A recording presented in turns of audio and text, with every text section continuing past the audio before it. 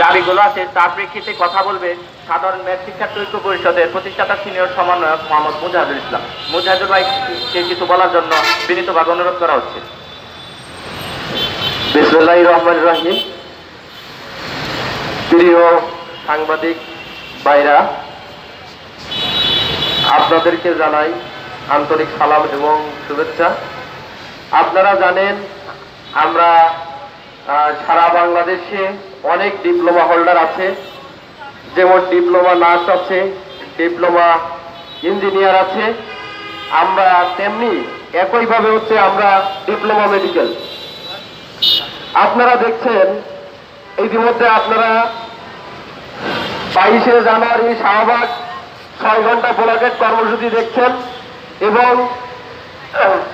পরে 9 ফেব্রুয়ারি আপনারা আমাদের বৃহৎ লং মার্চ দেখছেন। আমরা 2023 সাল থেকে আমরা এই মেডিকেল ডিপ্লোমাধারীরা আন্দোলন এবং সংগ্রাম করে আসছি।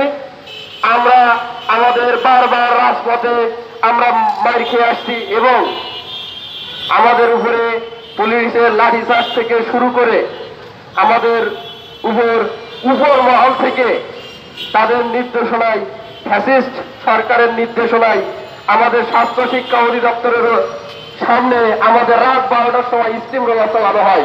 আপনাদের যে 4 দফাটা একটু বলেন। আমাদের 4 দফা হচ্ছে, আমরা আমাদের বিগত 16 বছর ধরে শূন্য পদে নিয়োগ নাই। আমরা এই শূন্য পদে নিয়োগ চাই এবং বেসরকারি ক্লিনিক এবং কমিউনিটি ক্লিনিক গুলোতে আমাদের পোস্ট ক্রিয়েট করে পদায়িত চাই। এবং দ্বিতীয় দফা দাবি হচ্ছে আমাদের কোনো স্বতন্ত্র ভোট নাই, আমরা নির্দিষ্ট একটি স্বতন্ত্র ভোট চাই। আমাদের তৃতীয় নাম্বার দাবি হচ্ছে, আপনারা নিশ্চয় জানেন সারা বাংলাদেশে প্রত্যেক ডিপ্লোমারই উচ্চশিক্ষা থাকা সত্ত্বেও একমাত্র এই মেডিকেল ডিপ্লোমারই উচ্চশিক্ষা নাই এবং বাংলাদেশে প্রত্যেক ডিপ্লোমা মানবিক, বাণিজ্য এবং বিজ্ঞান বিভাগ থেকে আসতে পারে, লেখাপড়া করতে পারে, কিন্তু একমাত্র এই মেডিকেল ডিপ্লোমা পড়তে গেলে অবশ্যই বিজ্ঞান বিভাগ, সায়েন্স বিভাগ থাকা লাগবে এবং সাথে সাথে অ্যাডমিশন টেস্ট পরীক্ষা দেওয়া লাগবে এবং সাথে সাথে মেধা তালিকায় এখানে সারা বাংলাদেশে 16টা সরকারি প্রতিষ্ঠান আছে।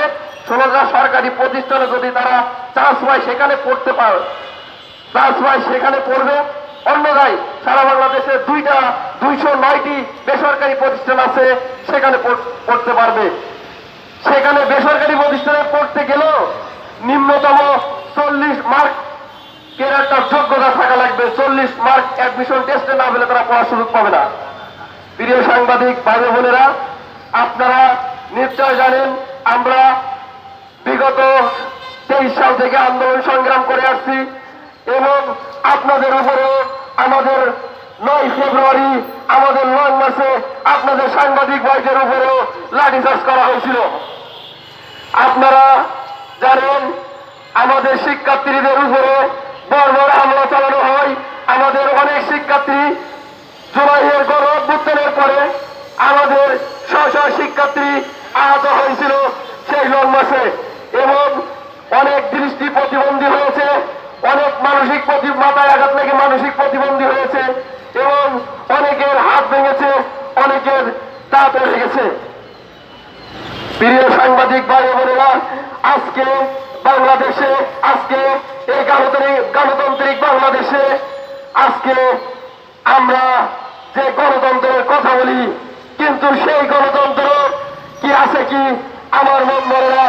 আমরা জুলাই গণ অভ্যুত্থানের পরে, আমরা জুলাই গণ অভ্যুত্থানের সময় আমাদের স্ব ভাই বোনেরা, আমাদের এই ডিপ্লোমাধারী ডিএলএফরা আমরা বিভিন্ন জায়গায়, বিভিন্ন জেলাতে আমরা নেতৃত্ব দিয়ে এই গণ অভ্যুত্থানের সাথে প্রথম থেকে আমরা সংযুক্ত ছিলাম এবং অনেকে আহত হয়েছে, অনেকে আঘাতপ্রাপ্ত হয়েছে, অনেকে এখনো মুমূর্ষ অবস্থায় অনেকে বেড়ে পড়ে আছে। প্রিয় সাংবাদিক ভাই বোনেরা, কিন্তু অতি দুঃখের বিষয়, বাংলাদেশে শুধু এই ডিপ্লোমা মেডিকেল সেক্টরে বা এই ডিএমএফদের বিগত 16 বছর ধরে কিন্তু আপনারা জানেন আমাদের 1 লক্ষের একটি কমিউনিটি, আমাদের এই 1 লক্ষ কমিউনিটির একটি নির্দিষ্ট পরিচয় নাই। আপনারা দেখছেন বিগত দিন গ্রাজুয়েট চিকিৎসকরা আমাদের যে একটা কোর্টের রায় ছিল সেখান থেকে একটি রায় হয়েছে, কিন্তু আমাদের একটি সম্মানজনক প্রিভিলেজ দেওয়ার কথা, সে রায়ে যে প্রিভিলেজ দেওয়ার কথা ছিল, কিন্তু